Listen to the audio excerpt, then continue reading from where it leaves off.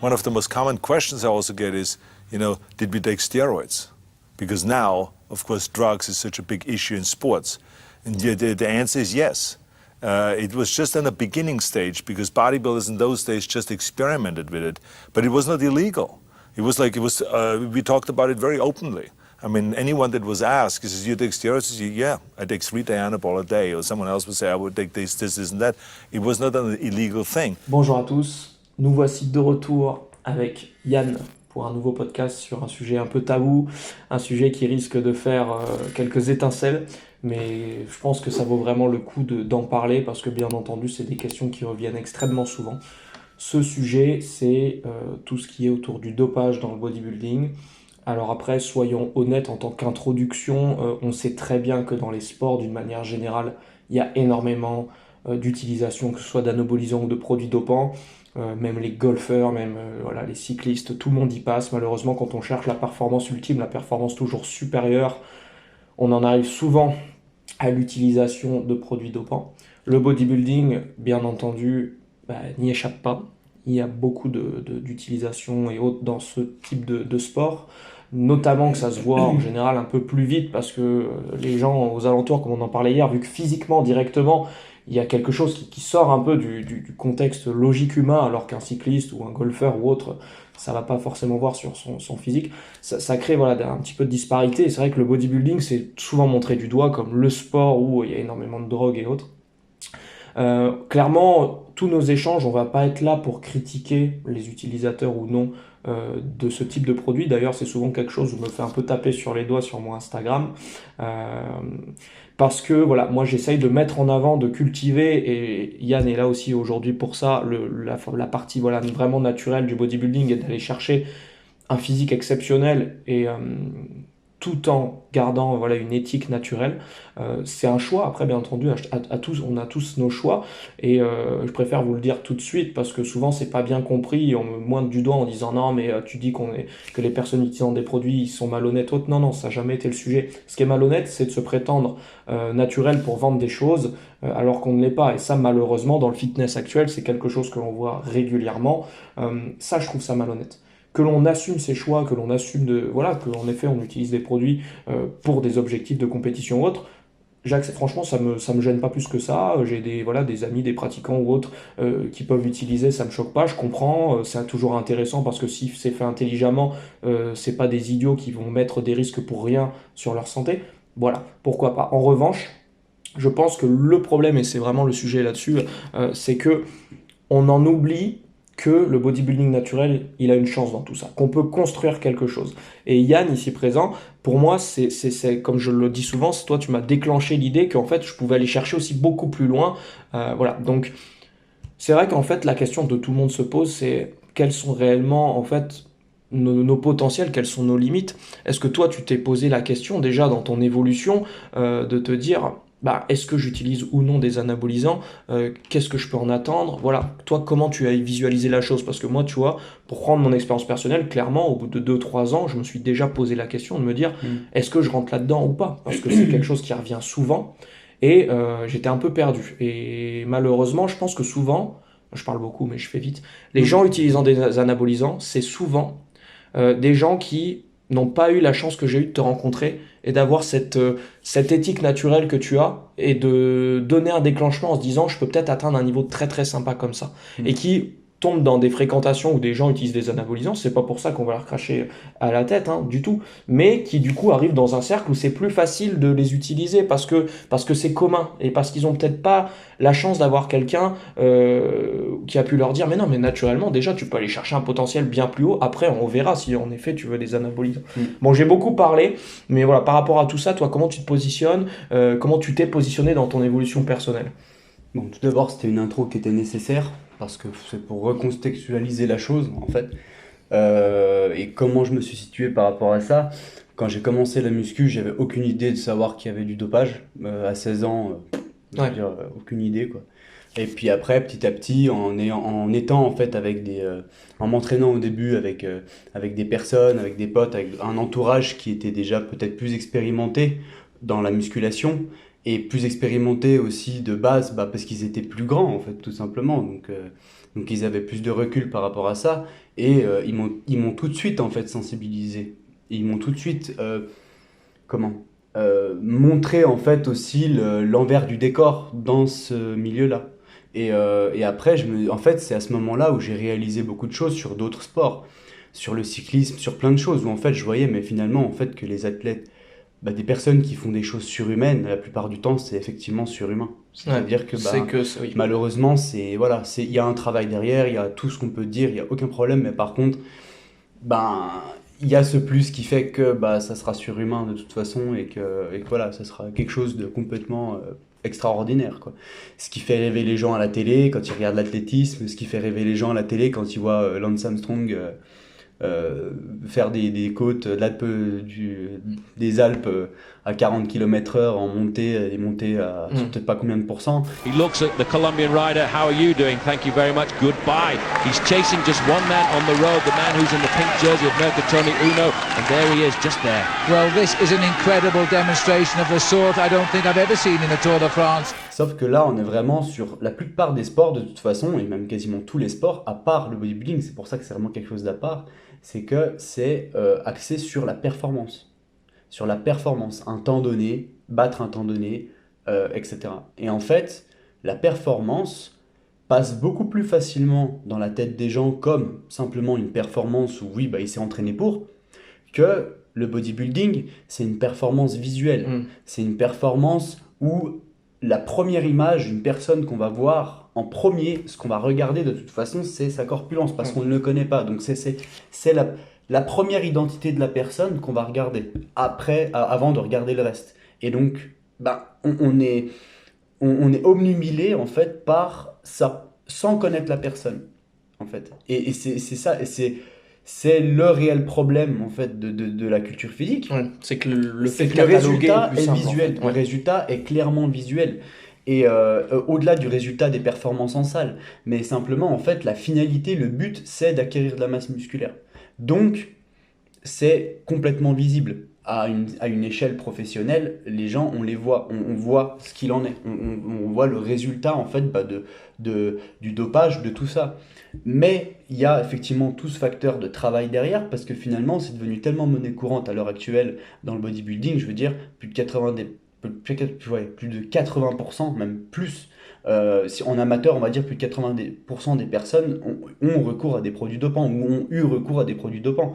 Ce qui fait que c'est devenu tellement monnaie courante que on se dit oui, mais il y a bien des gens qui se détachent du lot alors que tout le monde prend des produits. Donc ça veut bien dire qu'il y a un travail derrière, ça veut bien dire qu'il y a aussi un facteur génétique, une base en fait qui a été créée.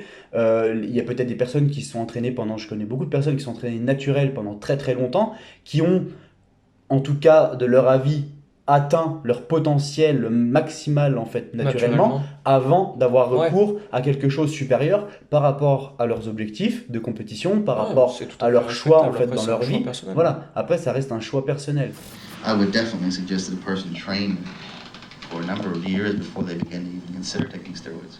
Et on fait pas cette vidéo pour en fait dénigrer en fait une personne qui prend des produits dopants, mais on fait plutôt cette vidéo pour vous-même en fait vous rendre compte que votre potentiel génétique naturellement et puis votre progression peut vraiment être bien au-delà de ce que vous pensez être, parce que en fait les réseaux, parce que tout ça en fait tout ce cocon du fitness, de la culture physique vous fait croire maintenant qu'un physique naturel c'est un physique lambda, alors qu'en fait on peut clairement aller beaucoup plus loin que ça.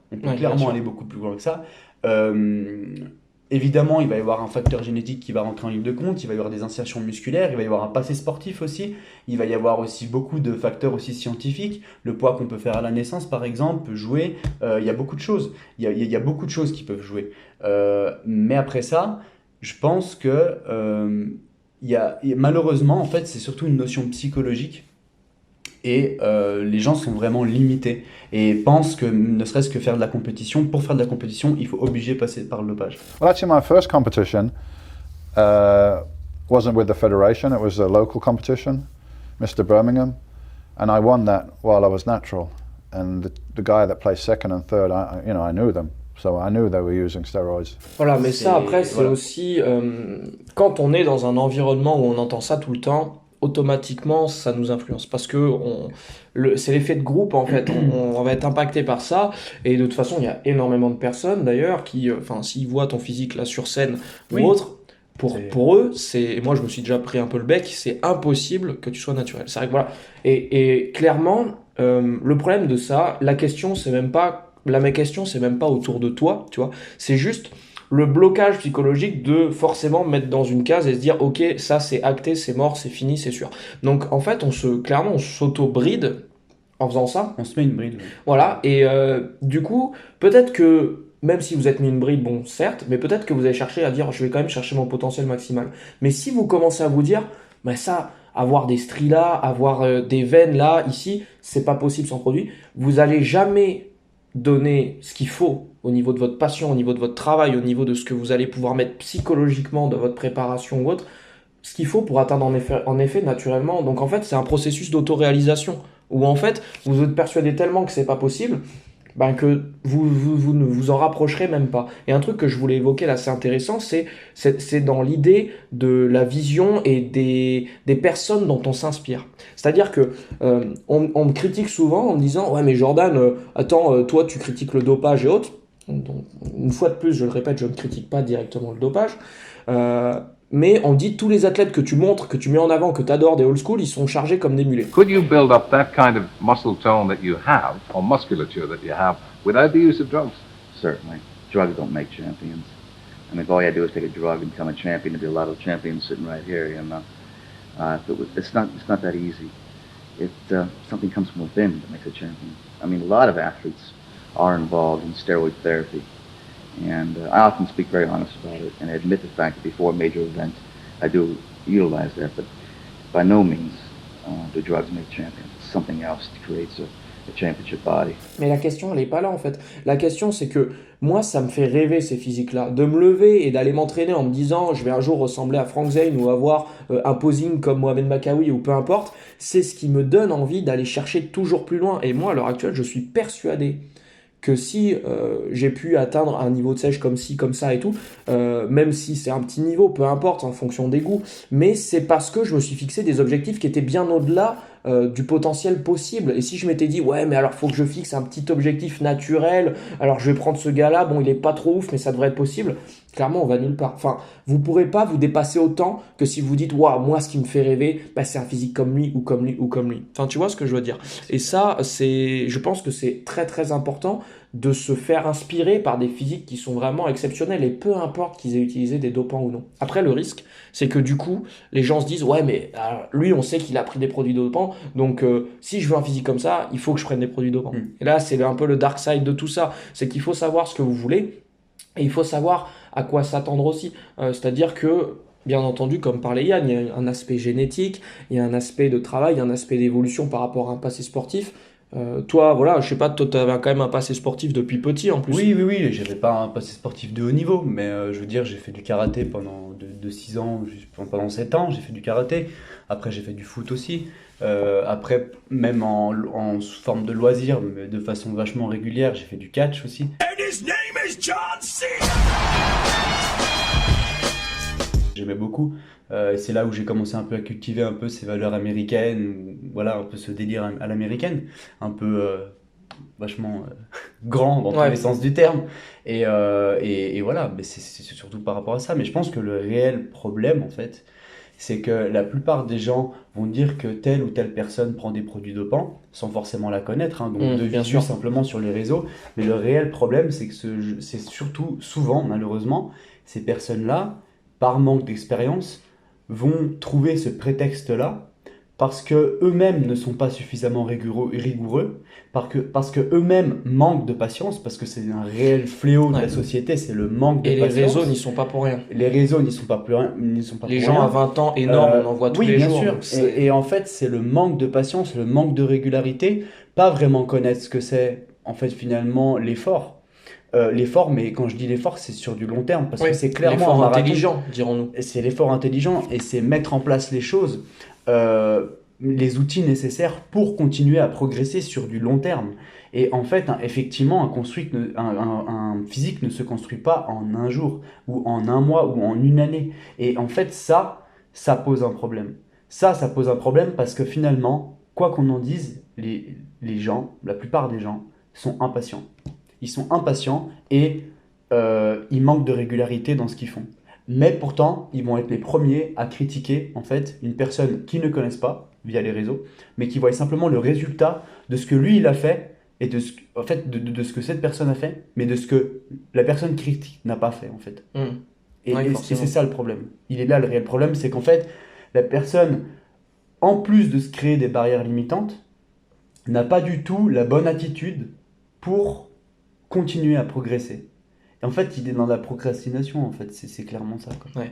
Après, un problème aussi... C'est de la névrose, clairement, Ouais, la plupart du temps aussi. C'est l'outil de comparaison qui est souvent malsain aussi. C'est-à-dire que, naturellement, et dans ce sport également, on cherche beaucoup à se comparer aux autres. Et du coup, c'est vrai que un utilisateur de produits dopants qui aura peut-être une très belle progression, mais qui n'a pas ton niveau, il va se dire, mais lui, il peut pas être naturel. Parce que quelque part, c'est hyper frustrant pour cette personne. Et c'est pas une critique, parce que moi, le premier, enfin, tu vois, je me dirais, enfin, ça me frustrerait, en fait. Forcément, c'est normal. Mais sauf qu'en fait, vous faites pas ça pour vous faites ça pour vous. Enfin, même si vous choisissez dans un milieu de compétition de passer par le dopage et autres, c'est avant tout pour vous, pour atteindre des niveaux, dépasser des niveaux que vous ne pouviez pas passer ou autre. Enfin, c'est pas du tout ce que je cautionne, mais en tout cas, si vous commencez dans n'importe quel sens à aller se comparer aux autres, bah ça devient malsain parce que forcément on entend ça tout le temps, c'est ouais lui de toute façon il devait prendre des doses de cheval ou ce genre de choses, et on dit souvent ça des athlètes old school, alors que bon, franchement, j'ai aucune idée de ce qu'il prenait, mais c'est vrai qu'il y a beaucoup de reportages, notamment de Tom Platz, que j'aime beaucoup, où il disait que quand il voyait ce que les filles actuellement prenaient, lui, ce qu'il se prenait pour préparer Olympia, c'était des doses moins importantes que prennent les femmes actuellement dans les compétitions de bodybuilding. Donc c'est pour dire, alors après c'est vrai ou c'est pas vrai, mais honnêtement, je me pose la question, je me dis pourquoi pas, et ça m'étonnerait pas. Au-delà de ça, à l'époque, ils avaient beaucoup moins de connaissances en termes de nutrition, ils avaient beaucoup moins de connaissances en termes de supplémentation. Mais par contre, ils avaient une chose qu'il n'y a plus maintenant, en tout cas beaucoup moins, c'est l'effort en fait. Would you start off? What was the first It's experience? so little to what people use now, but still, it was dramatic because it was the first time I ever touched anything. Oui, c'est le réel mais l'effort intelligent. Mais parce que je l'effort tiens à donner intelligent, une précision l'effort là-dessus, parce que là c'est intelligent, encore clair. un sujet où ça claque dans tous les sens. C'est-à-dire que l'effort intelligent, c'est être capable de comprendre ces systèmes de récupération, que ce soit nerveux, que ce soit musculaire, que ce soit psychologique également, pour pouvoir avoir de la régularité dans le temps et être efficace au long terme. Donc système de RIR, donc les rapid reserve ou peu importe. Et ça veut pas dire qu'il faut pas s'arracher la tronche à l'entraînement. C'est bien de s'arracher la tronche. C'est agréable de se dire je me suis exhausté, je me suis défoncé. Tu rentres chez toi, t'es KO. Voilà, c'est une sensation de satisfaction personnelle d'avoir dépassé des limites. Après, il faut être capable de comprendre qu'est-ce que vous êtes capable de tenir sur un moyen long terme par rapport à la technique d'entraînement que vous avez choisie. Et aussi de voir comment vous réagissez au niveau tendineux, au niveau articulation. Ça, c'est clairement en fait l'écoute de son corps. On en revient à l'écoute de son corps. À l'époque, ils écoutaient beaucoup plus leur corps, l'instinct, que maintenant en fait, à cause aussi beaucoup des réseaux, hein, c'est clair. Les gens écoutent les autres, ils s'écoutent pas eux-mêmes. Les gens se comparent aux autres, ils se comparent pas à eux-mêmes. C'est vrai. En fait. Et tout ça crée en fait cette névrose, crée cette sphère un peu sombre en fait de la culture physique, où finalement tout le monde va critiquer, l'un va critiquer l'autre, en fait. Et en fait, c'est pas productif. C'est clairement pas productif parce que finalement, c'est brasser les bas-fonds, c'est brasser le côté sombre tout le temps. Alors que finalement, une personne qui va être concentrée sur elle, concentrée sur ses objectifs. Et évidemment, une compétition, c'est quoi? Une compétition, ça reste de la comparaison. Et le bodybuilding, c'est peut-être le seul sport finalement qui est subjectif. Oui, une grosse partie de subjectif. Clairement, il y a une partie énorme de subjectivité et du coup, vu que c'est subjectif, ça devrait même vous enlever un frein, enfin vous enlever un frein en vous disant mais de toute façon c'est subjectif. Donc il y a peut-être le jour A vous finirez premier, le jour B vous finirez sixième, parce que ça dépend des juges, parce que ça dépend des critères, parce que ça dépend des catégories, parce que ça dépend de avec qui vous allez tomber sur scène. Donc en fait, il faut enlever ça de votre tête et que cette finalité-là soit pas, en fait, ça soit pas le facteur principal de motivation. C'est ce qu'on expliquait aussi dans la première vidéo, où finalement, il ne faut pas être à la recherche du résultat de la compétition ou du résultat physique, il faut être à la recherche de passer par une appréciation en fait du processus. Appréciez votre processus, appréciez votre routine, appréciez la mise en place de ce que vous faites au niveau entraînement, au niveau récupération, au niveau écoute de soi, méditation, tout ce que vous voulez, et au niveau alimentaire aussi. En fait, c'est plutôt comme ça qu'il faut voir la chose, et apprécier ce processus-là, être dans un cercle vraiment qui vous convient pour votre progression. Avoir des inspirations, c'est intéressant. C'est toujours intéressant d'avoir des inspirations, mais il faut que ça reste une inspiration. Il ne faut pas que ce soit un objectif forcément à atteindre. Parce que finalement, on a tous des inspirations, que ce soit Jordan, que ce soit moi, que ce soit n'importe qui d'autre. On a tous des inspirations physiques. Donc que ce soit par rapport à la façon de penser de la personne, que ce soit par rapport à l'idéologie, que ce soit par rapport au physique qu'il présente, que ce soit par rapport même à la façon dont il s'entraîne et ce qu'il véhicule sur les réseaux, le charisme, tout ce que vous voulez. Mais finalement, tout ça, ça doit être simplement une inspiration. Vous inspirez d'eux pour que vous-même, vous construisez votre environnement, votre progression. Enfin, je ne sais pas comment expliquer, mais simplement, il faut arrêter de prendre exemple tout le temps sur telle ou telle personne, en fait. Il faut être le cobaye de soi-même. Il faut tester des choses par soi-même aussi, via des informations extérieures, bien sûr, clair, mais être très à l'écoute de soi. Il faut faire ça à sa sauce, en fait. Il faut prendre de partout et tirer le bon du mauvais. Et tirer le bon du mauvais, malheureusement, déjà, le bon pour quelqu'un, ça va être le mauvais pour quelqu'un d'autre.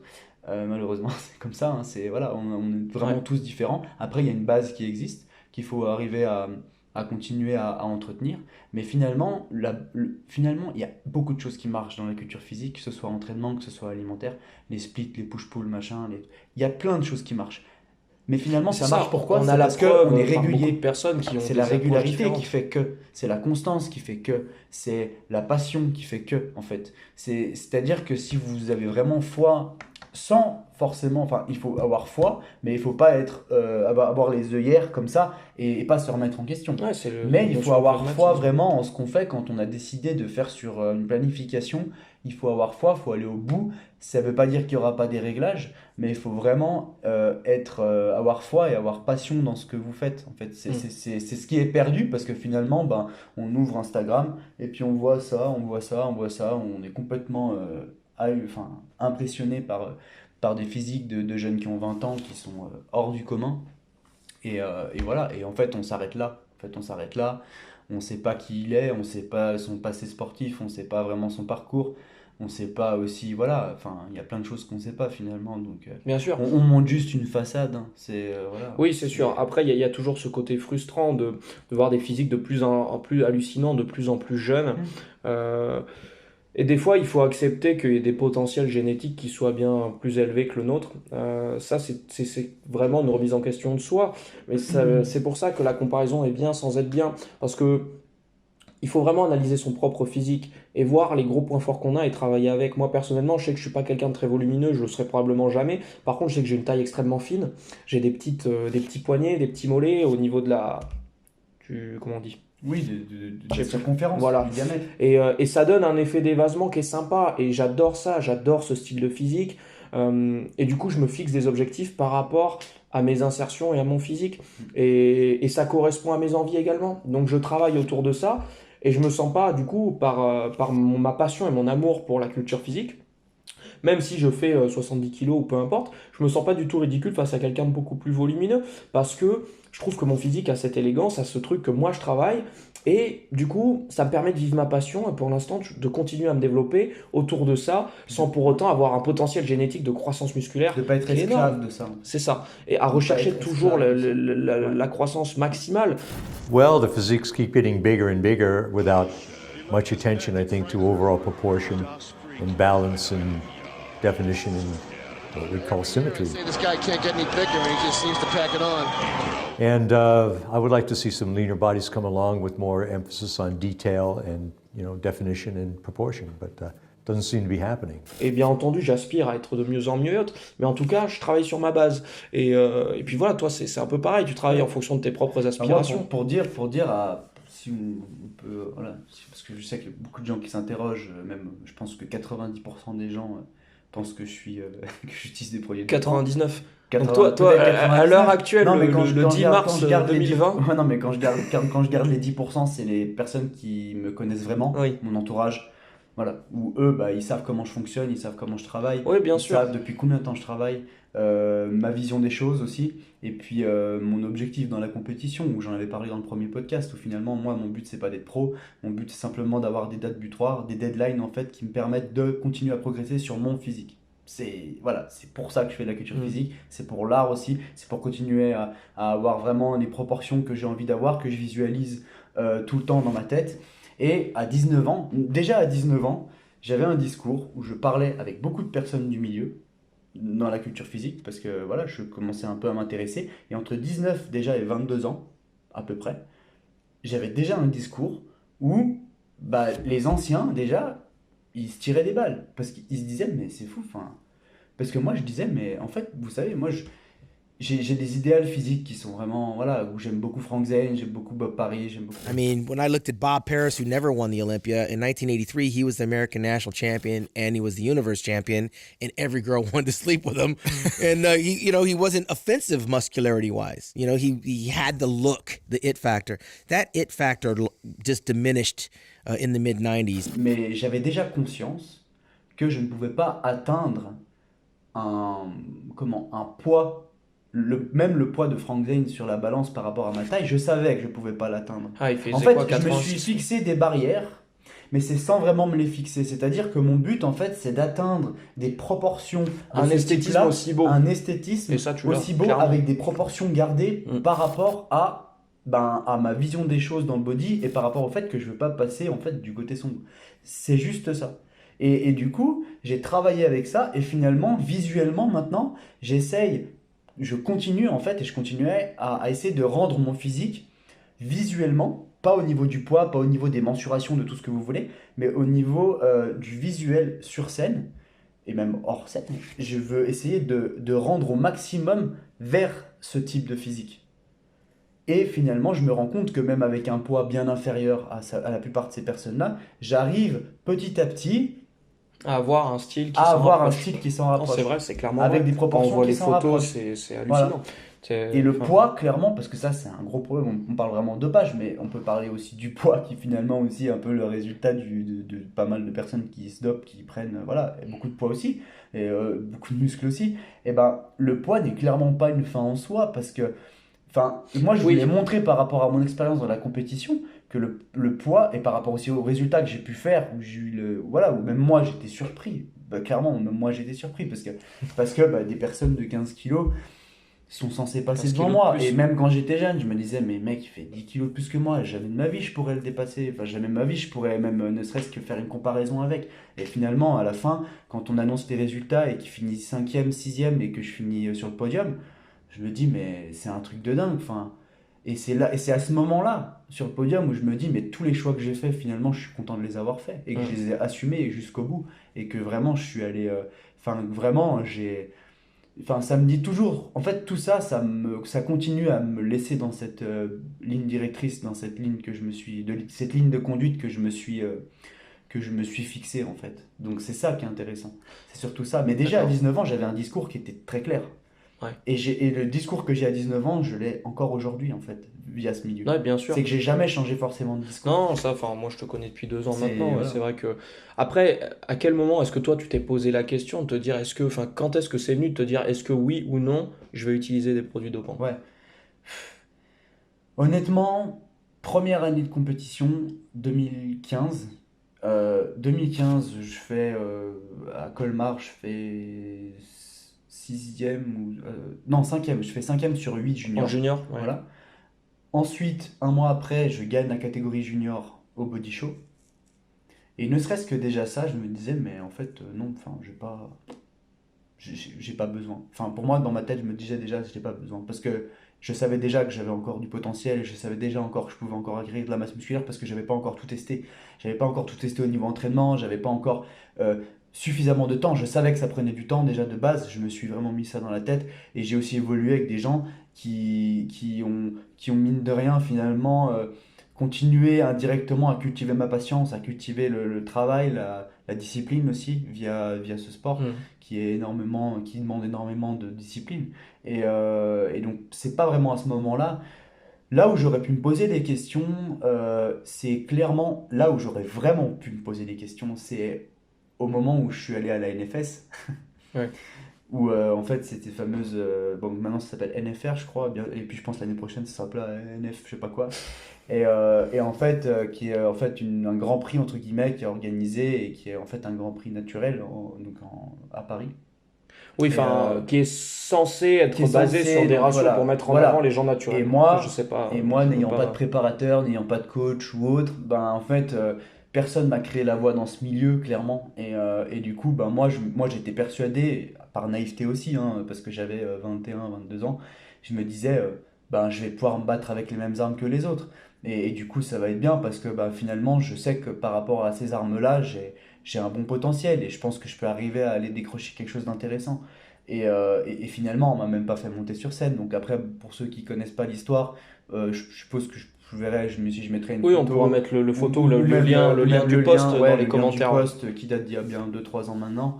Et à ce moment-là, il y a même beaucoup de gens qui m'ont dit, mais c'est pas à ce moment-là où tu as pensé dire, mais en fait, tout ça c'est de la fumisterie et pourquoi j'attaquerai pas les produits dopants parce que finalement, en fait, je me bats pour une cause qui n'existe pas, finalement. J'aurais pu me dire ça. Et en fait, 3 semaines après, je suis allé au Jimenko, j'ai continué ma préparation, et puis au Jimenko, compète qui est voilà, mixte, hein, on va dire, on va appeler ça compète mixte. Voilà. Oui, disons qu'il n'y a pas de test. Finalement là-bas, je gagne 2 catégories, et il y a une catégorie où je finis, j'étais le seul de la soirée à gagner 2 catégories et à faire une catégorie où je finissais 3e ou 2e, je sais plus. Et j'étais le seul à faire un tout de catégorie en ayant gagné 2 catés d'affilée en fait.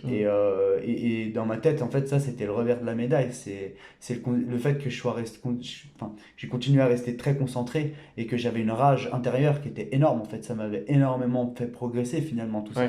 Ça m'a plus fait progresser de ne pas monter sur cette scène, d'avoir vécu tout ce que j'ai vécu, d'avoir embarqué des gens aussi dans cette histoire pour aller me voir, etc. D'avoir financièrement en fait en étant étudiant vidé un salaire pour le transport, pour tout ça en fait.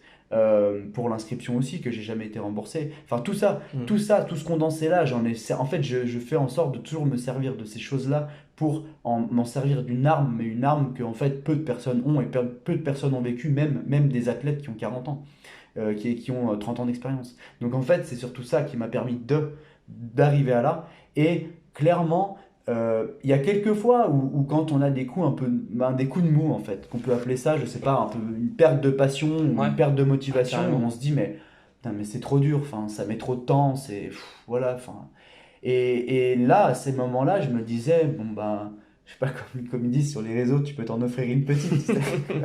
et à ce moment-là en fait, à chaque fois que j'ai pu avoir des idées en fait, ou des idées, mais des idées en fait qui restaient en moi parce que j'en parlais à personne et parce que finalement c'était vraiment en moi que ça mûrissait, ou que je me posais des questions, que j'étais vraiment en introspection avec moi-même. Et à ce moment-là, j'ai l'impression qu'à chaque fois sur mon chemin, il y a des personnes de mon entourage ou bien des événements ou des choses qui ont fait que il y avait une personne qui produit des produits que je connaissais, qui a eu je ne sais combien de problèmes. Il y a une autre personne qui a eu ça. Il y a une autre personne qui a perdu sa femme parce qu'il a fait ça. Il y a une autre personne, il a fait un crédit pour sa baraque ou je sais pas quoi, qu'il est dans la merde parce qu'il a fait ça. Il y a une autre personne, elle est en prison parce qu'elle a dealé ça. En fait, à chaque fois que j'ai eu des doutes, ça s'est passé comme ça. Et c'est un truc de dingue.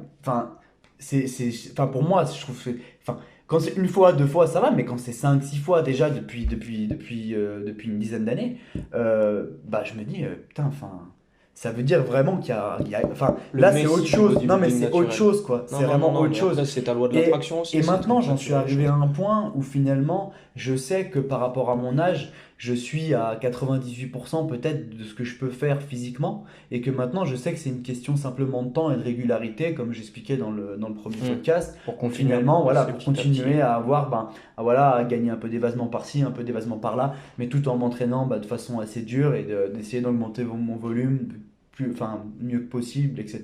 Et d'améliorer encore plus de ma qualité musculaire. Et ça, je sais que c'est avec les années. Et du coup, je continue comme ça. Et maintenant, clairement, j'ai plus. Enfin, je pense que je me poserai plus vraiment la question. Enfin, ça m'étonnerait. Parce que clairement, je veux pas être pro, je veux pas. Voilà, et j'ai des objectifs. Peut-être qu'un jour, si j'ai l'occasion, ou si même on a l'occasion d'aller à l'Arnaud Classique et puis faire une catégorie à l'Arnaud Classique, mais ce serait génial. Ne serait-ce que pour participer à cette compétition. Bien Et sûr. puis pour essayer de se comparer, mais avec enthousiasme, en fait, avec d'autres personnes, en fait, dans d'autres pays, dans d'autres cultures. Enfin, moi, c'est surtout ça que je trouve intéressant. Bien sûr. C'est se tirer la bourre, en fait, avec toujours meilleur que toi. Et ça, c'est clairement, voilà. Et ça, il y a beaucoup naturel d'athlètes. ou non naturel, c'est Ouais. un vecteur de progression Ça, optimal, c'est je un vecteur pense. de progression, parce que moi, faire des compètes où il y a 3 personnes, et puis voilà, et puis où on finit 3e, et vu qu'on dit sur les réseaux qu'on a fait top 3, moi, C'est pour je ça sais pas. que les personnes, les fédérations pas de- naturelles et tout, enfin ça c'est un autre sujet. Malheureusement, mais- il y a une question de communication qui est mauvaise. Il y a une question où finalement, il y a très peu de fédérations naturelles où les gens, où les catégories sont suffisamment peuplées. Et où puis le surtout, niveau, finalement, le niveau est peut-être un peu trop faible quelque part parce que c'est enfin je sais pas comment dire, c'est un peu péjoratif, donc je voudrais pas vexer parce que j'apprécie que les gens essayent de mettre des choses en place par rapport à tout ça. Je trouve ça génial parce que même je si pense c'est qu'il y a- très bancal et c'est très maladroit. mais c'est très difficile à faire aussi, tu vois, parce qu'il y a tellement C'est tout le monde clair. mental, enfin c'est un sujet très Ouais. complexe. Mais c'est vrai qu'en tout cas, la question que je me pose, c'est est-ce que des fois aller dans la compétition naturelle, c'est pas déjà, il faudrait vérifier que tout le monde soit naturel ou pas, ça Et c'est ça, encore ça un vaut autre- trop c'est encore un autre d'argent. sujet. Oui, Voilà. de ça. Et est-ce que c'est pas quelque part choisir un peu une voie de facilité, c'est-à-dire que à chaque fois que j'ai fait des compétitions comme la NABA ou autre, où je savais que j'allais me retrouver face à des physiques probablement C'est exceptionnels, là où tu progresses le plus. et ben je me suis dit il faut que je me mette un shoot de dingue, il faut que je travaille 2 fois plus dur, il faut que je sois 2 fois plus intelligent sur ma diète pour essayer de rivaliser. Et ça a été le cas. Ça a été le cas, Ouais, clairement. c'est Parce que on a la chance d'avoir différentes catégories de poids. Et quand on est dans sa catégorie de poids, bah c'est pas grave s'il y a des gars qui utilisent des produits parce on est dans la même catégorie de poids, donc c'est à peu près comparable. On a encore notre petite chance, on a notre carte à jouer. Et ça, j'en suis persuadé. Donc, et c'est vrai qu'à chaque fois qu'on va sur des compétitions naturelles où ça bride un peu les niveaux et autres, parce que déjà, il y a même où des gens comme toi te sont sortir, Axel Herzoviak, ça lui est arrivé aussi, et où au final, des gens qui sont peut-être des épitomes du bodybuilding naturel, qui devraient servir de source de motivation pour tout le monde, et ben ils sont jetés sur le côté parce que ça dérange. Ça dérange. Donc c'est un sujet très complexe et qui amène beaucoup de critiques, bien entendu. On est prêt à les assumer. D'ailleurs, s'il y a des gens qui ont des choses intéressantes à dire dans les commentaires, ce sera avec plaisir qu'on y répondra avec intelligence. Bien entendu, si c'est des insultes et ce genre de choses, des fois, moi, je suis un peu trop gentil. J'essaye quand même de communiquer, d'expliquer, mais clairement, je ne perdrai pas de temps à vous répondre si c'est le cas et je vois qu'il n'y a pas d'intérêt dans la communication. Mais sinon, on est vraiment là pour ça aussi. Et Yann, c'est quelqu'un il est très humble et il parle pas beaucoup de tout ça, mais en tout cas, n'hésitez pas à lui envoyer des messages si vous avez des questions par rapport à tout ça. Il sera ravi de vous en parler d'une manière intelligente parce que tu le fais comme toujours et c'est bien qu'on puisse avoir ce podcast pour ça. Maintenant, moi, j'ai une question un peu plus perso, on en avait déjà parlé, mais c'est intéressant de pouvoir en parler avec les gens qui regardent cette vidéo. C'est que voilà, pour moi, t'as clairement le potentiel pour aller sur les plus hauts niveaux, dans tous les cas. Tu vois, si tu choisissais de prendre des produits de peau avec intelligence... On s'est toujours posé la question. Voilà, Non, mais c'est tu vrai. vois, et la chose, c'est qu'est-ce qui fait que toi, sachant que c'est quand même ta passion, t'es pas envie d'aller déflagronner tout le monde et de leur montrer ce que c'est que le posing, le bodybuilding, parce que tu pourrais faire ça. Est-ce que c'est le bodybuilding actuel qui te plaît pas assez pour faire ça? Est-ce que toi, quelle est la réponse à cette question? S'il y en a une de précise, Ouais. parce que peut-être que... Là, je pense qu'il y a plusieurs réponses. Il y a plusieurs éléments. Ouais, il y a plusieurs facteurs en fait. Je pense que le premier facteur, finalement, ça reste un facteur santé. Je pense que c'est le prédominant. facteur santé, et puis surtout la contrainte que c'est en fait, parce que ça, ben, il y a peu de gens malheureusement, ne serait-ce que sur YouTube ou sur les réseaux, qui en parlent de ce facteur contrainte. I don't like the fact that I have to resort to taking steroids. If there was a way for it to just not exist, I'd be all for it. If we just press a button and say, well, no more steroids, let's all take amino acids now, okay? Hey, let's do it. I hate taking drugs. Sometimes, I'll be honest with you, when I'm taking a high dose of steroids, I feel sparks and I get aggressive unnaturally. I feel better when I'm off steroids. I feel calm and more relaxed.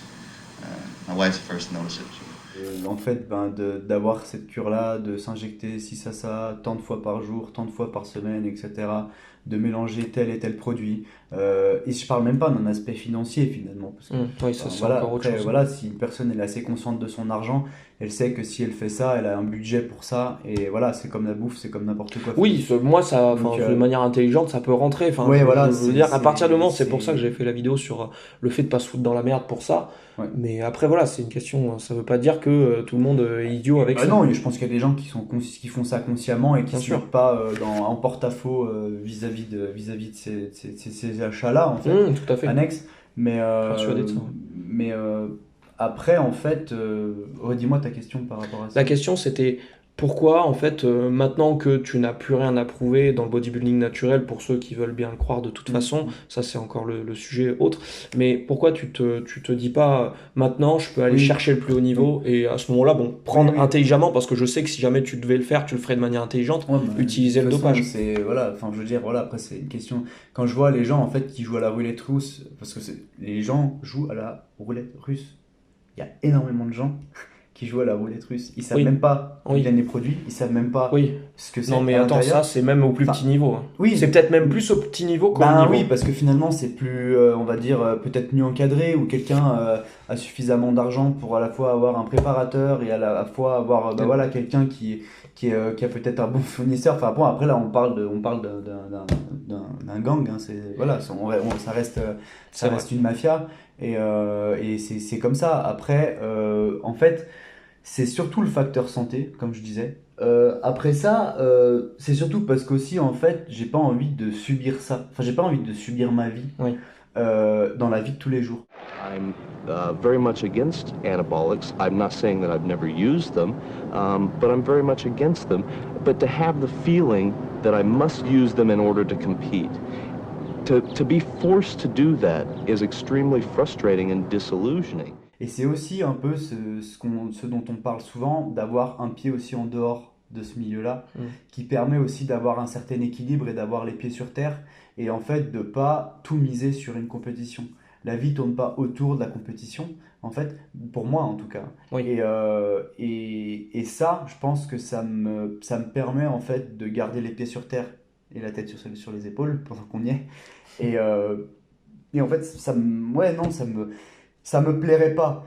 Après, par contre, en visualisation, quand on se visualise sur scène, on se dirait, mais si je prenais ci, ça, avec déjà la régularité que j'ai, avec le passé que j'ai au niveau de la musculation, avec la maturité musculaire, avec tout ça, déjà je me dis toujours, en rigolant, mais à quoi je ressemblerais? En fait, et beaucoup de gens se le disent. Peut-être il y a même des gens qui me connaissent, ou de vue ou autre, mais qui se disent, putain, mais lui, s'il prenait... Ah ouais, moi je sais. Putain, mais... Ouais, non, mais c'est vrai. Parce qu'en fait, on se dit, mais un Olympia classique, mec. On se dirait, mais quelle proportion il pourrait avoir, parce que si effectivement il a une bonne génétique, il va pouvoir simplement mieux remplir tout ça, et puis finalement, il gardera un certain tour de taille s'il fait pas le débile ou s'il est bien entouré. Qu'est-ce qu'il peut devenir? Et peut-être qu'effectivement, ça prendrait peut-être encore 10-20 ans pour peut-être arriver à Monsieur Olympia en classique physique.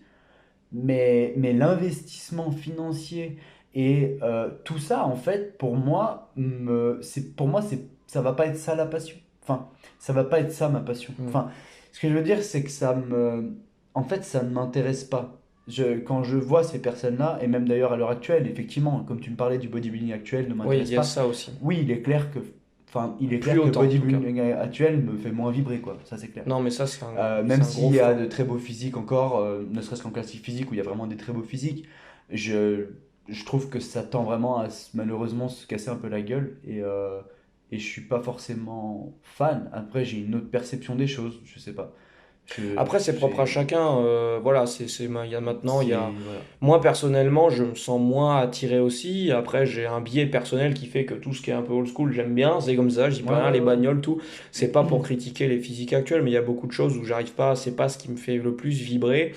Et clairement, comme on en parlait, honnêtement, moi, je serais né dans les années 80, en voyant l'euphorie, le charisme des athlètes de l'époque. Peut-être que j'y là, serais passé, moi. ça aurait été. Non, mais je le Ouais, non, je mais le c'est dis vrai, c'est vrai, parce que non, mais c'est vrai. pour moi, pour mes valeurs, ça en aurait valu le coup.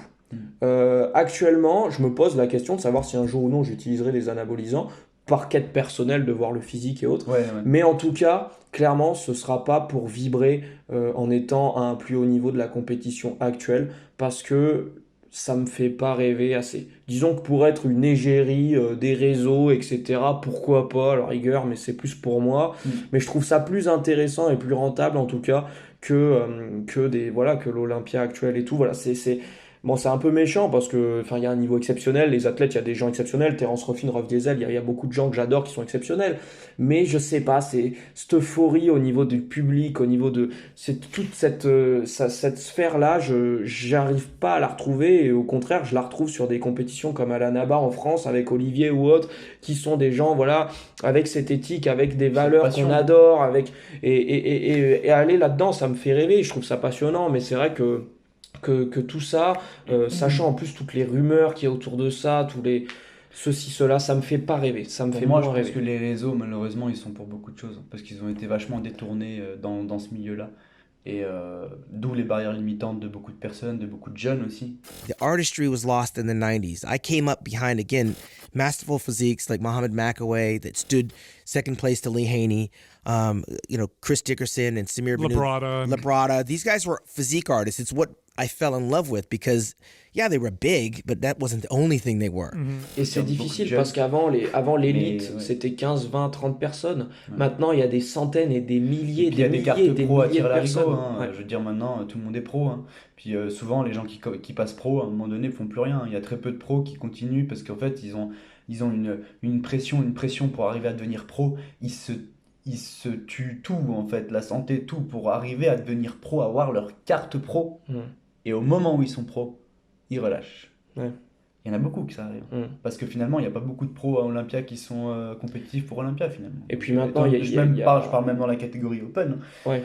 En dehors de ça, il y a tellement de produits, il y a tellement qui font que maintenant, de toute façon, pour aller chercher ce tel niveau, la seule capacité de faire la différence, ça va être de réceptionner, d'avoir une génétique exceptionnelle. Et c'est là où des gens comme on regardait hier, comme Ronnie Coleman, comme Flex Wheeler ou autres, on voit plus des physiques comme ça actuellement, alors que les mecs chargent autant, si ce n'est plus, probablement, parce que c'est des 1 sur 1 milliard, quoi. C'est des gens exceptionnels et très rares.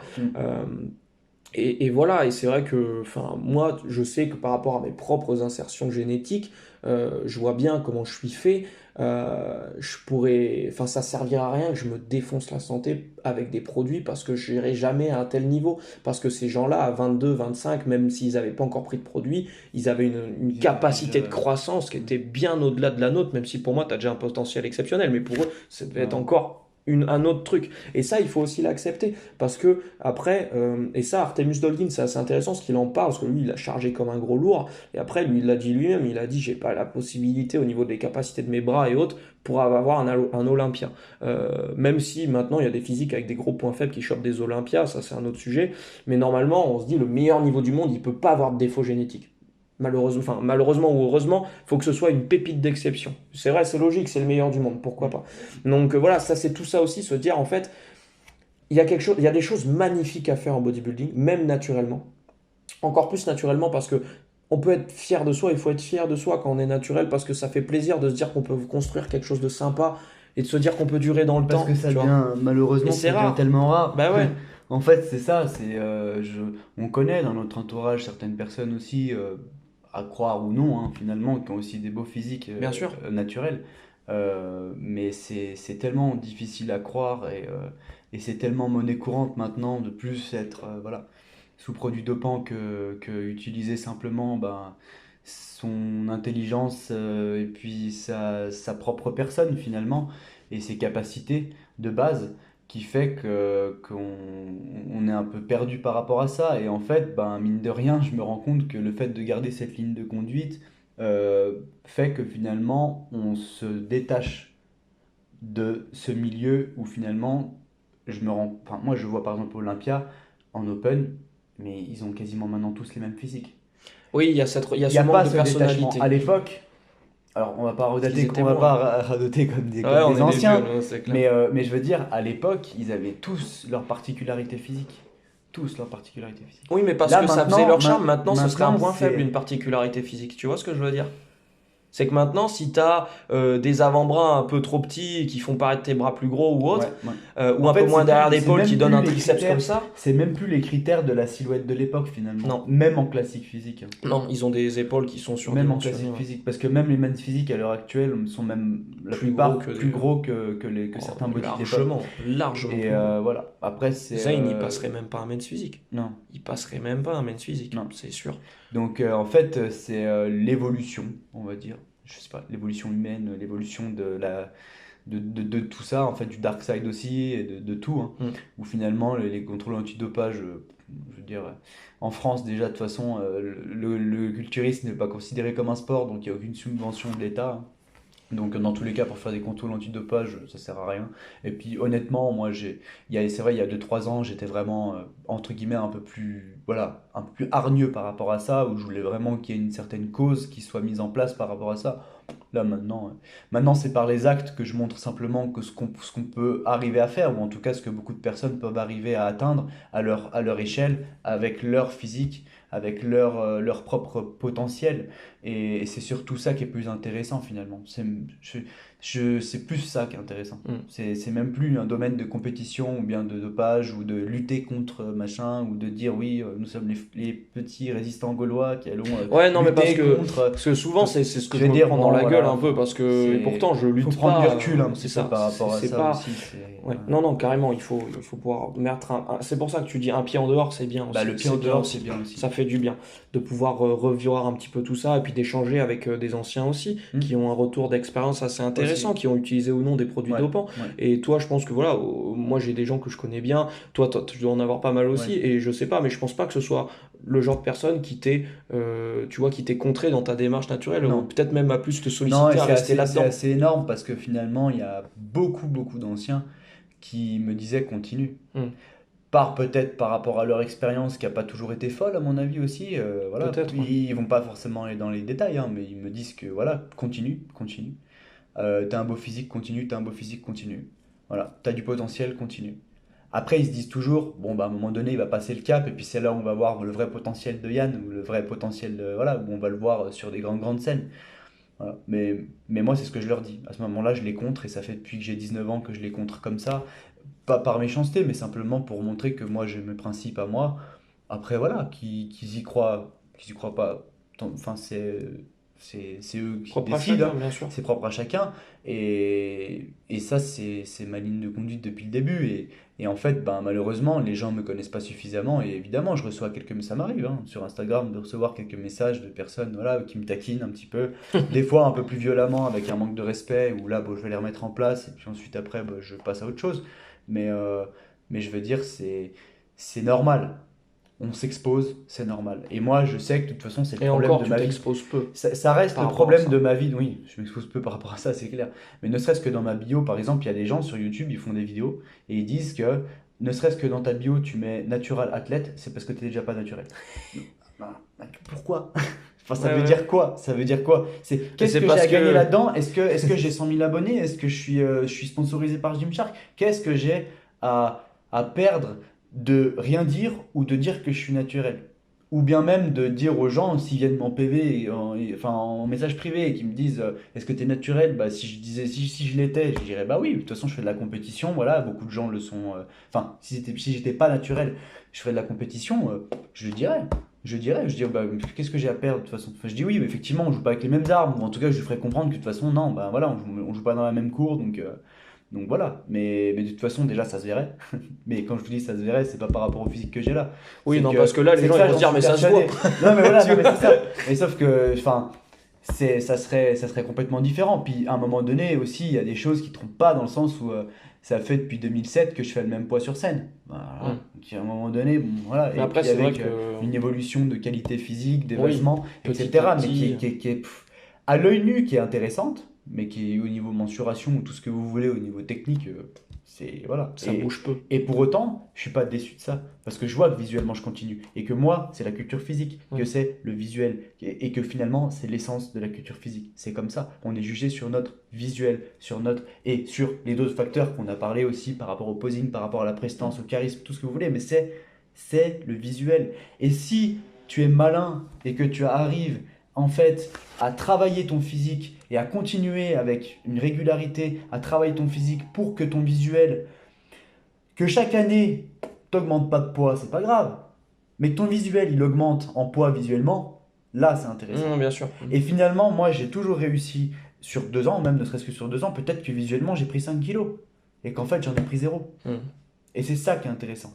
Ouais. Et c'est pour ça que j'adore ces physiques qui ont toujours été plus light sur scène et qui visuellement. Ouais, comme Ben On a Fato, regardé une comme- vidéo hier, on aime bien regarder des vidéos un peu, Ah, les des Olympia Olympia, des 88 80. ou autres, les années 80, tout ça c'est vachement intéressant les Olympia, parce que finalement bah, ils avaient encore des physiques vachement différents et ils avaient tous vraiment leur petite touche, ouais. leur petite touche, quoi, la Dutch touch, quoi. Mm. Et en gros, quand on voit et qu'ils présentent les physiques et qu'on voit les différents poids en fait de ces physiques, où il y en a, ils ont peut-être 20 kilos de différence. Ouais.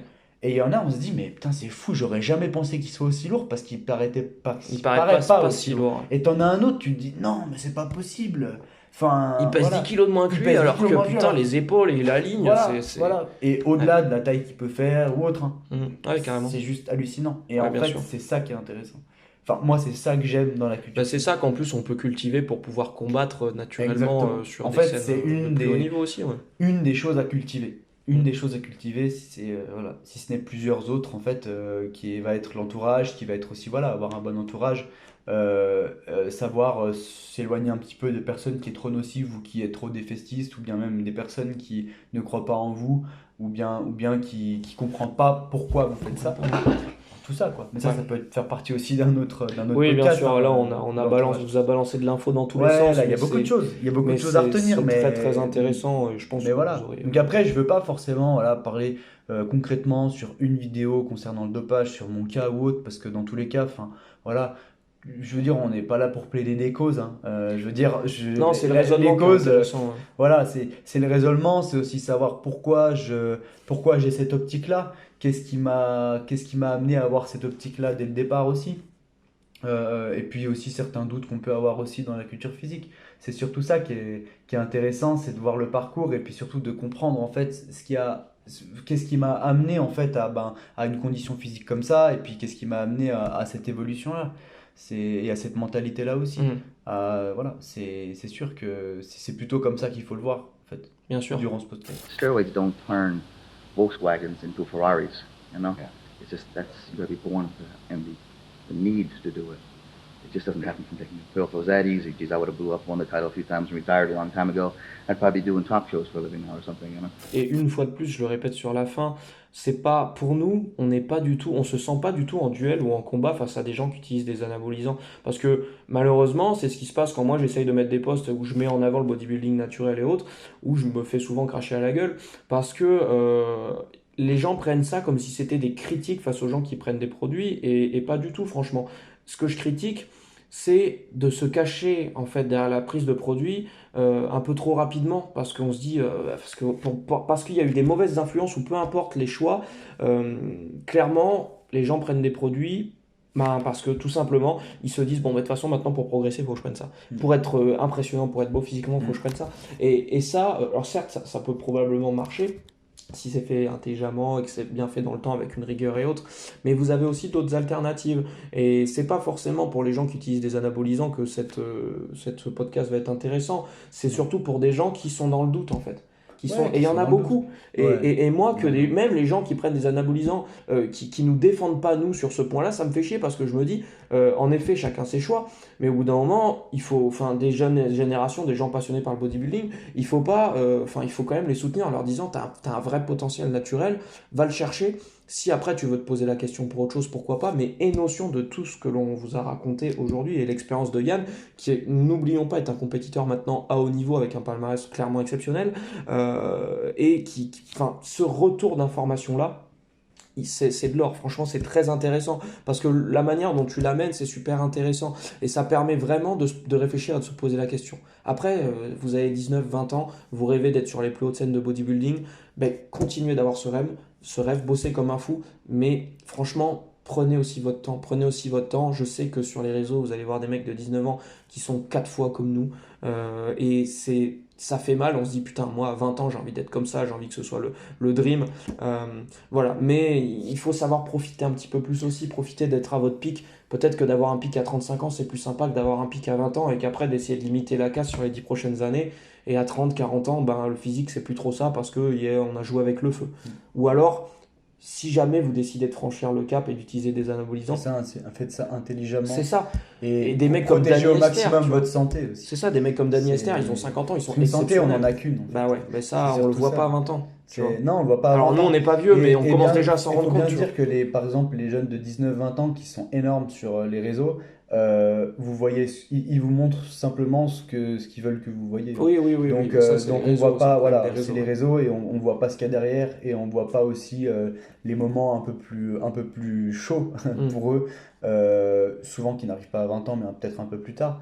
Mais c'est ça, voilà. Il faut bien en avoir conscience aussi, je pense. Bien sûr. Et voilà, bon, en tout cas... Parce que le jeu en vaut la chandelle, finalement, parce que c'est surtout ça. Oui, après, voilà, mais ça va dépendre aussi de votre propre éthique, de vos propres objectifs et de votre vision du bodybuilding actuel. C'est vrai que si vous arrivez à cultiver votre plus grand rêve d'être sur les scènes d'un Olympia ou autre, ce que je trouve totalement admirable, c'est génial, franchement. Voilà, c'est ça aussi. Il y a une part de moi qui est toujours attirée et que ça fait rêver, voilà, clairement. On aime beaucoup regarder ça. Tout à fait. Voilà, on est attentif au monde du bodybuilding, que ce soit les anciens, même les récents. Bien sûr. Mais voilà, donc on reste attentif à ça, mais simplement, voilà, on le regarde d'un œil de spectateur. Et après, évidemment, on se dit toujours, ça serait génial d'y aller. Ça serait génial d'y aller, mais je pense qu'ensuite, on a une certaine conscience aussi. Pas une conscience qui nous limite, mais une certaine jugeote aussi. Et surtout par rapport au bodybuilding actuel qui, effectivement, comme on dit, moi, personnellement, me freine beaucoup. Oui, totalement. Par rapport à tout ça. C'est peut-être que les choses auraient été différentes si ça n'avait pas été comme ça. En tout cas, voilà, nous, les informations qu'on vous apporte, elles sont axées autour de ça. Bien entendu, j'espère que vous réussirez à en tirer du positif et que vous n'êtes pas dit, putain, 50 minutes où les mecs ils débattent sur un truc ultra complexe et il n'y a pas vraiment de fin parce qu'on n'a pas la réponse ultime à ça. Mais c'était intéressant de mettre un peu les points sur les i là-dessus et puis aussi de parler de ton expérience à toi, Yann. Donc, écoutez, en tout cas, si vous avez apprécié, n'oubliez pas le petit like et un commentaire. On se fera plaisir de toute façon de faire éventuellement des choses un peu plus précises sur le sujet si vous en ressentez l'envie ou le besoin. Ne prenez pas ça pour des critiques ou pour un combat. Non, moi j'ai envie que tous les culturistes, tous les bodybuilders, ils soient dans le même panier, qu'on soit ensemble, qu'on mette en avant justement des belles valeurs pour ce sport. Le dopage, c'est pas forcément le côté pourri, non, pourquoi pas, franchement, mais intelligemment et en tout cas en se posant les bonnes questions et en laissant place à son potentiel naturel et à aller chercher un physique naturel qui va déjà être magnifique, qui peut être clairement exceptionnel et totalement en dehors des normes. Donc voilà, ayez confiance en vous et dans votre progression. Et puis voilà, en tout cas, on se dit à bientôt pour le prochain podcast. On ne manquera pas de vous en faire prochainement. Allez, ciao.